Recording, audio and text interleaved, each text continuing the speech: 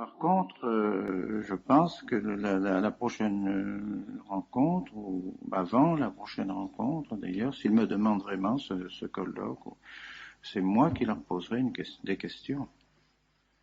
C'est moi qui les interrogerai. Oui, pour leur dire quelle église êtes-vous? À quelle église avons-nous affaire? Moi, je voudrais savoir si j'ai affaire à l'église catholique ou si j'ai affaire à une autre église, à une contre-église, à une contrefaçon de l'église. Or, je crois sincèrement que nous avons affaire à une contrefaçon de l'église et non pas à l'église catholique. Pourquoi? Parce que ils n'enseignent plus la foi catholique, ils ne défendent plus la foi catholique. Non seulement ils n'enseignent plus la foi catholique, ils ne défendent plus la foi catholique, mais ils enseignent autre chose. Ils entraînent l'Église dans autre chose que l'Église catholique. Ce n'est plus l'Église catholique. Ils sont assis sur le siège de leurs prédécesseurs, tous ces cardinaux qui sont dans les congrégations et tous ces secrétaires qui sont dans les congrégations, ils sont là où à la secrétaire d'État, ils sont bien assis là où étaient leurs prédécesseurs, mais ils ne continuent pas leurs prédécesseurs. Ils n'ont plus la même foi, ni la même doctrine, ni la même, ni la même morale même que leurs prédécesseurs. Alors, c'est pas possible. Et principalement, leur grande erreur, c'est l'œcuménisme. Et l'œcuménisme, ils enseignent un œcuménisme qui est contraire à la foi catholique.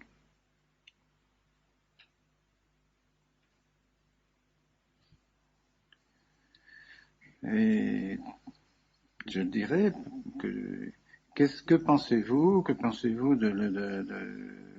des anathèmes du Concile de Trente? Que pensez-vous des anathèmes du Concile de l'encyclique Auctorem Fidei sur le Concile de Pistoie? Que pensez-vous du syllabus? Que pensez-vous de l'encyclique sur Immortale Dei du pape Léon XIII? Que pensez-vous de la lettre sur le sillon par le pape Saint-Pie X, de l'encyclique Quas Primas du pape Pie XI, de Mortalium Animos du pape Pie XI, justement contre l'œcuménisme, contre ce faux œcuménisme, et ainsi de suite. Enfin, pensez-vous de tout ça? Qui me répondent s'ils sont toujours d'accord avec tous ces documents des papes, avec ces documents officiels qui définissent notre foi. Ce ne sont pas des documents quelconques, ce ne sont pas des allocations privées, des allocutions privées ou des conversations privées des papes, ce sont des documents officiels et qui engagent l'autorité du pape. Alors moi, je pense qu'on peut et on doit même croire que l'Église est occupée, Elle est occupée par cette contre-Église que nous connaissons bien et que les papes connaissent parfaitement et que les papes ont condamné tout au long de siècles, depuis maintenant bientôt 4 siècles. L'Église ne cesse de condamner cette contre-Église qui est née avec le protestantisme surtout, qui s'est développée avec le protestantisme et qui est à l'origine de toutes les erreurs modernes, qui a détruit toute la philosophie et qui nous a entraînés dans toutes ces erreurs que nous connaissons, que les papes ont condamnées, libéralisme, socialisme, communisme, modernisme, sionisme, que sais-je, nous en mourrons.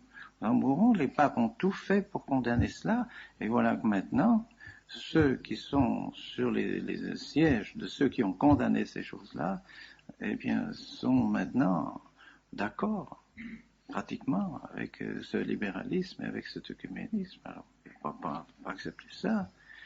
Et plus les choses s'éclairent, et plus nous apercevons que ce programme qui a été élaboré dans les loges maçonniques, tout ce programme a été élaboré, toutes ces erreurs ont été élaborées dans les loges maçonniques, eh bien, on s'aperçoit tout doucement, et avec des précisions de plus en plus grandes, qu'il y a tout simplement une loge maçonnique au Vatican. Et que maintenant, quand on se trouve devant un secrétaire de congrégation ou un cardinal qui se trouve assis dans le siège, à la place, dans le bureau, où se trouvaient de saints cardinaux, et des cardinaux qui avaient la foi, qui défendaient la foi de l'Église et qui étaient des hommes d'Église, ben on se trouve devant un franc-maçon. Alors, est-ce que c'est la même chose? Alors c'est bien, ils brandissent la même obéissance. Oui, autrefois, on nous disait d'obéir à la foi, on nous faisait faire le serment antimoderniste, on nous faisait faire les professions de foi, et tout ça. Maintenant, ces gens-là, qu'est-ce qu'ils font? Quelle foi ils nous demandent de professer? C'est plus la même. Alors on brandit toujours obéissance, obéissance, obéissance. Ah oui, mais quand même, obéissance à l'Église, oui. Obéissance à ce que l'Église a toujours commandé, oui. Obéissance à la foi de l'Église, oui. Mais obéissance à la franc-maçonnerie, non. Ben non. C'est ça, c'est sûr. Et dernièrement, donc, on m'a apporté des documents qui semblent tout à fait véridiques. Des documents qui montrent des correspondances entre Bonini et le grand maître de la maçonnerie sur toute la réforme liturgique.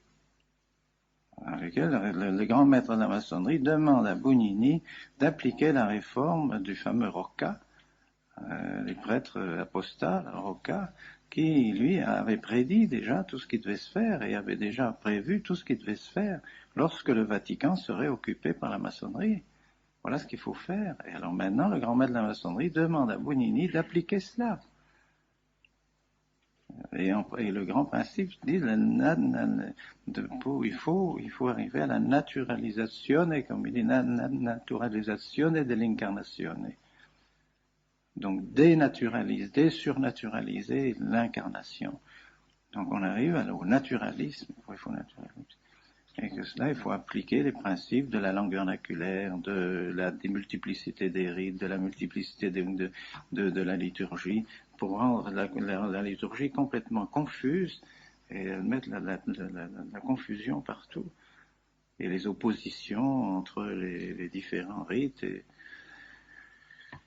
Alors Bonini répond qu'il est tout à fait d'accord. Il est tout à fait d'accord pour cela, mais qu'il faudra un certain temps, il faudra peut-être 10 ans, mais en l'espace de 10 ans, il y arrivera, et que la confiance que lui accorde particulièrement le cardinal Lercaro et même le pape Paul VI, avec cette confiance qu'il a, il est assuré de pouvoir arriver à ses fins. Et il nomme tous ceux avec lesquels il travaillera dans la curie romaine, tous ceux qui, eux aussi, ont des attaches à la maçonnerie, alors qu'il pourra travailler avec eux, mais il faudra en placer certains, il faudra les mettre dans certaines congrégations, afin de pouvoir mener le travail à bien. Il faut que toutes les congrégations soient plus ou moins infiltrées, noyautées par des membres de la maçonnerie, qu'ils nomment un tel, un tel, un tel. Il faudra chasser celui-ci, parce que celui-là nous gêne, il est contre nous, alors il faudra le faire mettre dehors. Il faudra supprimer la congrégation des rites, mais c'est pas la congrégation des rites, c'est la congrégation des sacrements, et il a réussi à supprimer la congrégation des sacrements pour tout mettre sous la congrégation des rites, par conséquent tout mettre sous son autorité. Tout ça, il le dit dans les lettres au grand maître de la maçonnerie. Alors, qu'est-ce que vous voulez? Ah non, qu'on nous parle pas d'obéissance. On va bien obéir, bien sûr, nous sommes les plus obéissants à l'Église et à tout ce que l'Église a toujours enseigné, toujours voulu, mais pas à des hommes qui travaillent à la destruction de l'Église à l'intérieur de l'Église. L'ennemi est à l'intérieur de l'Église, le papidis l'avait annoncé, la Salette l'avait annoncé, le Fatima l'a annoncé, tout a été annoncé de manière publique. On sait que l'ennemi va s'introduire à l'intérieur de l'Église. Eh bien, il y est. Alors qu'ils ne viennent pas demander, il faut arrêter les ordinations. Qui demande d'arrêter les ordinations? Qui demande de ne plus faire de bons prêtres? Qui? C'est le Saint-Esprit ou c'est le diable? C'est clair, quoi. C'est clair. Est-ce que un pouvoir normal dans l'Église peut demander à un évêque de ne plus faire de bons prêtres? Est-ce qu'un pouvoir normal dans l'Église peut demander une chose pareille? Peut demander de supprimer les séminaires, des séminaires qu'ils savent, bon, ils le savent, ils l'ont dit, c'était des bons séminaires. Ils savent que la doctrine qu'on vous enseigne est la vraie doctrine. Ils le savent. Ils l'ont écrit. Ils savent parfaitement. Ils l'ont écrit dans le rapport des visiteurs. Les visiteurs l'ont dit. Ils ont fait un excellent rapport en faveur du séminaire. C'est ce que le cardinal Garonne m'a dit à moi-même quand il m'a demandé de venir à Rome. Il a dit, oui, le rapport est bon. Nous savons que le séminaire est bon, etc. Alors, pourquoi fermer le séminaire? Tout simplement parce que nous ne voulons pas suivre ces orientations maçonniques de l'œcuménisme, toutes ces orientations nouvelles qui ont été forgées dans les loges maçonniques. Alors on veut fermer le séminaire. Mais non, c'est pas possible. Ça vient pas du Saint-Esprit, ça vient pas de l'Église, c'est pas l'Église qui nous demande de fermer le séminaire. C'est pas l'Église, c'est pas le pape en tant que pape, ce sont pas ceux qui sont écrits en tant qu'ils sont vraiment les successeurs de ceux qui étaient avant eux, non. C'est une loge maçonnique qui est arrivée à pénétrer à l'intérieur du Vatican, qui mène tout, et qui évidemment ne peut pas nous sentir, c'est clair, c'est évident. Nous faisons obstacle à leur plan de destruction du sacerdoce, de destruction de la messe, de destruction de la liturgie, c'est évident, c'est évident. Alors est-ce que nous devons obéir? Moi, je crois en conscience devant mon Dieu. Quand il me dit réfléchissez bien en conscience devant Dieu ce que vous faites, ben oui, j'ai tout réfléchi devant mon Dieu. Si je me trompe, que le bon Dieu me donne la lumière pour me montrer que je me trompe, je crois pas. Je crois vraiment que en faisant ce que je fais et en ordonnant les prêtres que je vais ordonner, je crois que je sers l'Église. Je sers l'Église, je le ferais pas si j'avais seulement un instant à la pensée que ça pouvait être contraire au bien de l'Église. Je m'abstiendrai bien sûr de faire des choses pareilles, c'est trop grave. C'est bien le contraire. Enfin, les faits sont évidents maintenant. Les effets de cette réforme et de cette persécution de l'Église à l'intérieur de l'Église sont clairs, tout le monde. Ça devient de plus en plus clair. Il suffit de lire la documentation catholique à chaque fois pour s'apercevoir combien les idées fausses sont infiltrées dans les documents épiscopaux, dans les documents, toutes ces commissions théologiques. Lisez celui qu'on m'a donné à midi, une commission de théologie. C'est plein d'erreurs, plein d'erreurs. C'est un esprit faux, un esprit qui n'est pas du tout l'esprit de l'Église. Alors, c'est pour ça que nous n'hésitons pas un instant et j'espère que le bon Dieu continuera à nous bénir. Continuera à nous bénir.